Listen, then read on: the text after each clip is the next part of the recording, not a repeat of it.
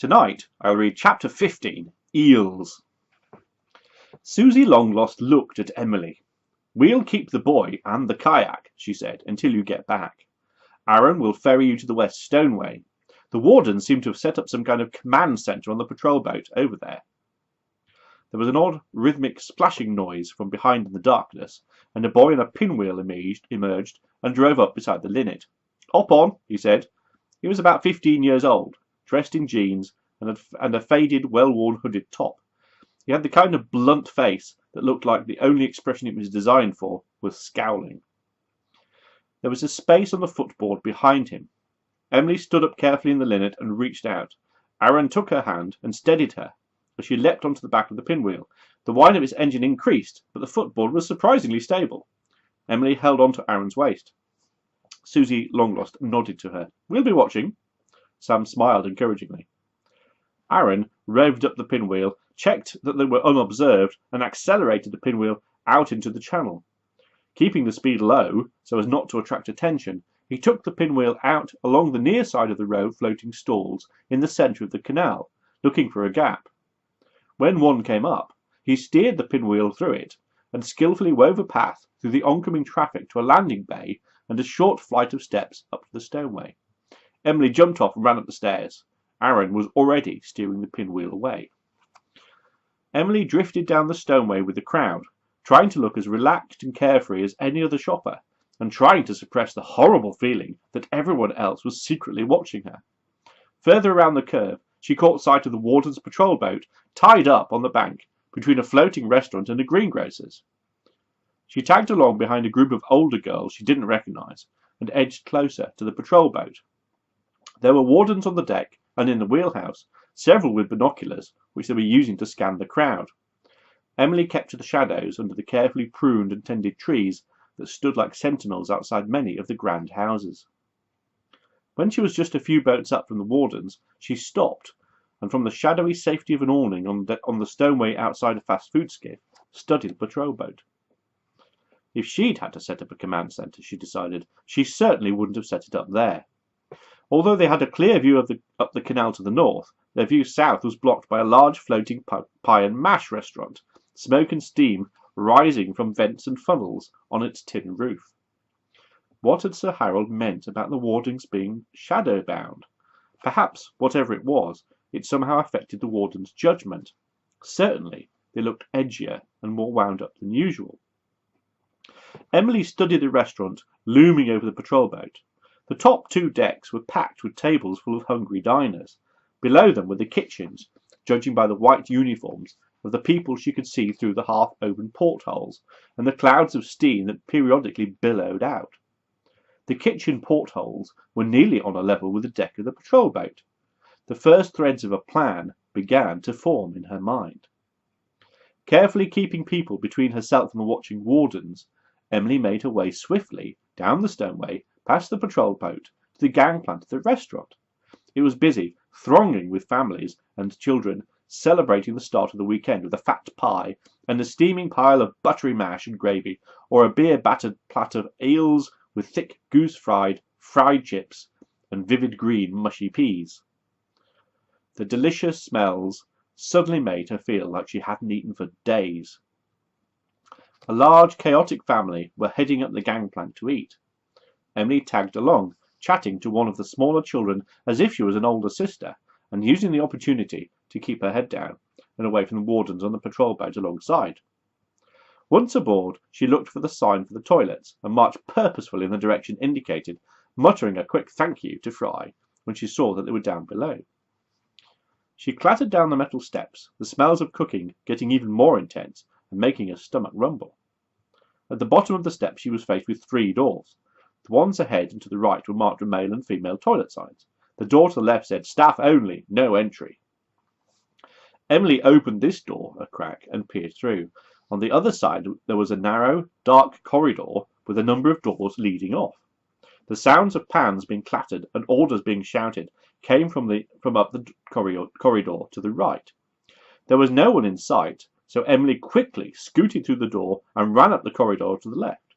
The door of the first room was ajar, and she looked in. There was no one inside, so she went in. It was a storeroom.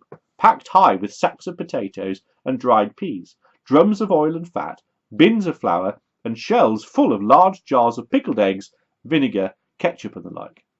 At the far end was a grubby porthole, slightly ajar. Emily took a quick look through it. The deck of the patrol boat was just below. To the right were the heavy black boots of the wardens. The nearest one was within touching distance. Emily glanced around the storeroom again, looking for inspiration. Her eyes alighted on the oil drums, and she felt a small grin bubble up inside her. If she poured oil on the deck of the patrol boat, she tried lifting one of the drums, and her plan crumbled. The drum was far too heavy. Then what about a smaller container? She picked up a half-empty jar of pickled eggs. She could empty it and fill it with oil. That might do it. She was so focused on her task that she almost failed to notice that the voices from the kitchen had suddenly got louder, as if her door had opened nearby. "Get us another sack of spuds and more lard!" She heard a muffled shout from the kitchen, and heard the heavy tread of footsteps up the corridor outside. "Oh, and grab a couple more pints of tripe from the meat locker. There's a run on it today. Must be some farmers in from up valley." "Aye, one thing at a time," grunted a voice sourly from the corridor. "I ain't got 6 arms." Panicking, Emily looked around for an escape route. There was a connecting door in the left wall, a metal one with condensation beading on its surface. She dashed through it, wincing as the cold metal stung her fingers, and pulled it close before she could be spotted. The chilly air immediately started her shivering. There were blocks of ice piled up in the corners, and a couple of frozen sides of beef hanging from the ceiling. Most of the meat was in deep metal buckets, lined up against the walls. She looked in the first and screwed up her face in disgust. It was a bucket of brains, the mingled pink and yellow organs looking like vegetables gone horribly wrong. Other buckets were filled with brownish kidneys, the pale frilly lengths of tripe, and one full of white fatty lumps that she couldn't and didn't want to identify. The last bucket nearest the porthole was filled with a mass of black tubes covered in thick slime. She peered more closely, trying to work out what part of the body she might belong to, and had to clap her hand to her mouth to muffle a scream when several of them suddenly moved, sliding over each other and rousing the others until the whole mass was alive and wriggling. "Eels!" she thought, irritated at her own faint-heartedness. She could hear the kitchen worker hauling something heavy down the corridor. He'd got his spuds then. She hadn't got long. He'd be back soon for his tripe. The porthole was closed. She eased it open. The wardens had moved further away across the deck and was looking away from her. Perfect. With some difficulty, she hoisted up the bucket of eels. The eels watched her curiously with their tiny gold-edged eyes. The bucket was heavy, but she managed to get it to the level of the porthole and paused for a moment, gathering her strength. Then, in a single quick movement, she half threw, half tipped the bucket of eels onto the deck of the patrol boat, pulled the bucket back inside, and gently closed the porthole. She risked a quick glance through it. The eels, overjoyed with their unexpected freedom, were already wriggling across the deck in all directions, spreading their viscous slime as they went. The wardens, preoccupied with watching the crowd, hadn't noticed yet. Emily blew the eels a good-luck kiss, particularly to a thick-bodied 3-footer that was heading determinedly towards the nearest warden's boots. She went to the door to the corridor and peeked out. No one about. She skipped up the corridor and yelped as she collided with a kitchen worker, leaving the storeroom with an armful of lard. "Sorry," she said brightly. "Where are the toilets? I can't find them." "First door on the right," grunted the man. "And learn to read." "Thanks." She escaped through the door and back upstairs, her heart racing. Moments later, she was down on the gangplank and back on the stoneway. Already there was a crowd of people gathering on the waterfront to watch as the 3 wardens on the deck, swearing dreadfully, slipped and skidded on the writhing eels. One warden was trying to catch them to throw them overboard, but Emily knew from experience that eels were almost impossible to hold on to, covered as they were with thick, slick slime and able to coil and distort in the most extraordinary shapes. Several in the crowd were offering helpful advice. "Throw sand on them, that dries them up. Let 'em bite you, that's the best way to keep hold of 'em." One little girl near to Emily said joyfully to her mother, "Look, Mummy, the wardens are dancing." Emily started to move through the crowd, back up the stoneway to where Aaron had dropped her off earlier, feeling a guilty but genuine pleasure at the success of her mission. She scanned the waterway for any sign of the long lost, her crew, or of Sam, but she couldn't see any of them. She was so intent on trying to catch a glimpse of them that she walked straight into a man who had stopped suddenly in front of her. She stepped back, apologising profusely. "Sorry, sir, I wasn't looking. Are you all right?" The man was carrying a cardboard tray with 4 paper cups of tea and 4 breakfast rolls. He was wearing a warden's uniform and was staring in bewilderment at the chaos on the patrol boat and the crowd that had gathered to watch it.